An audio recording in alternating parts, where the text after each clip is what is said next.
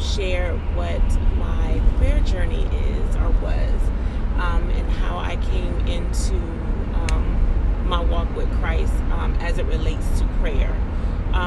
So I'll be honest and say that my prayer journey started very, very early on in life.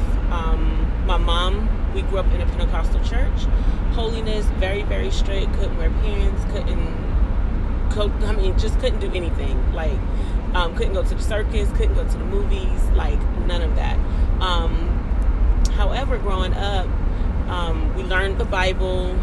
Of course, it wasn't always rightfully divided, but we did have a great foundation for who Christ was and, why Jesus came, that type of stuff. So I knew about prayer. My mom prayed all the time. We would wake up, she would be praying over us. We would go to school, she would be praying over us. So we would leave out the house, drenched with Pompeian olive oil. Okay? So that's definitely like the genesis of my prayer walk, is because my mom has always prayed. She's an intercessor. So that's that. So my dad, growing up, was very violent. And so he would drink, he would smoke. He was very angry. He dealt with some mental health issues that was never treated. And so he definitely used alcohol to cope with that. And so as a child, he would get upset with my mom. Like, they would be arguing throughout the night. And I can remember, one, I was fearful as a child already, like off rip. The enemy had already gripped me as far as fear. I didn't like the dark. I didn't like being by myself. I didn't like to be the last person to fall asleep. Like, I would wake my sisters up and pretend like I was concerned. Well, I was concerned, but I just did not want to be by myself, like, at night. Just fear. I can remember being held down in my sleep. I can remember being muzzled, like demons putting their hands over my mouth and not understanding. But I had enough knowledge at that time that if I called on the name of Jesus, that I would be, freed. And as soon as I was able to get the word Jesus out, those demons, lifted off of me or went away. But of course, I was still left with that panic and that anxiety and that fear, because I didn't know what was going on. I never spoke to my mom about it because there was never any language in church. I'd never heard anyone talking about it, even in my family, at church, anywhere, to say, hey, what is this, impression that's on me at night, or something sitting on my chest or holding my mouth shut. Didn't have any of that. So I didn't even know to even go to my mom, because I, number one, still thought I was weird. Like, I always knew that I was different. So I was fearful. I would think that my dad would kill my mom. So I would always be praying, like, God, please protect my mom. Like, don't let my dad, like, I would think that I would wake up and my mom would be dead. That's how angry, and that's how violent his outbursts were.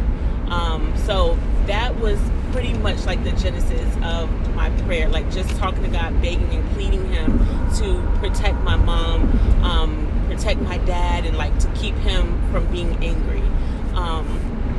So then that progressed to, I was molested when I was 10, and from then on, it was just like I had to hide, because my peers even said that the janitor did not molest me, the peers and my teachers. But it happened, and I told the truth, and I pretty much had to become a chameleon, because I was ostracized, I was bullied, I was for getting a grown-up in trouble for doing something they was not supposed to be doing. So that, of course, would, have me praying, like, oh God, like, do I have to go to school? Can you be with me on today? That type of stuff. And can you help me remember my studies? Or can you, even at times, can you help me fit in?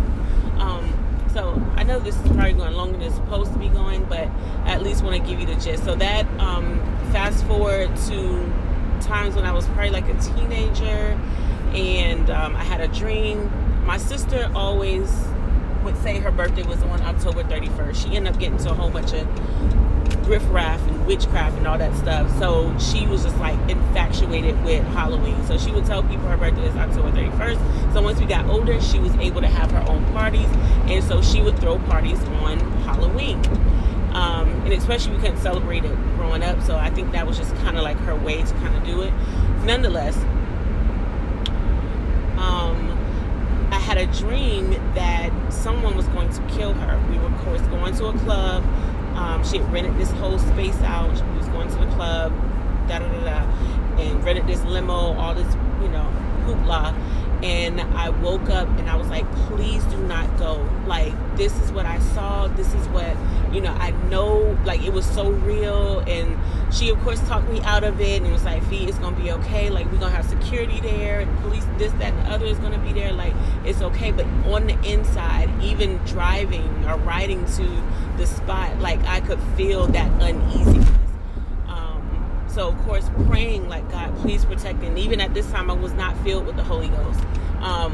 However, I knew that there was power in prayer. So fast forward to that, I found myself at a place, with a girlfriend, and we would just be hanging out. And we had this job that we were supposed to do with the job that we worked for. So we worked near the beach. I'm from Florida. So we would sell parking lot spaces from the company that we worked at, so that people could park in our parking lot, because it was a whole bunch of nightlife, and they just figured, hey, let's find a way to make some extra money. We'll sell the parking lot spots so people can go to the club or to the beach or whatever at nighttime. So we would participate in that. But one night I lied to my mom and told her I was going somewhere else. Well, I told her I was going to go do parking lot, but we ended up somewhere else. We were drinking, we were smoking. We ended up at this, literally like a trap house. It was so many dudes there. And my little brother ended up going with me, but it was so many dudes there. And my friend ended up, I think she went outside, my brother ended up going outside, and I was the only one left in the house. So God shows me like this open vision, and all I could see was my mom saying, talking to the news people, hey, she wasn't even supposed to be on this side of town. She was supposed to be on the other side of town. And why is she over here? So I could see the sirens, I could hear the sirens, I could see the police. And I came out of the vision and I saw the dude. One of the dudes was getting up to lock the door, and I could see his face contort. Like, I could tell like it was switching to like a demon, or the demon in him was manifesting. That's the one and only time that I've seen demons in that manner. So I knew I had to get out of there. So of course I like gather myself. I'm in this stupor because I'm high, trying to get out the house, and I get out the house finally. It took forever, seems like, to even unlock the door, but I got out of the house. But I knew if I would have stayed, it would have been horrible. So I'm trying to explain this to my brother and my friend, and they was like, yo, just chill, like, you probably just high. I'm like, no, I know what I saw, and I know we need to get out of here. So of course I'm praying like, God, please protect me, please protect us. Like, I'm so sorry for doing, going out and for lying to my mom. So then fast forward to that, I find myself in a relationship with an older gentleman.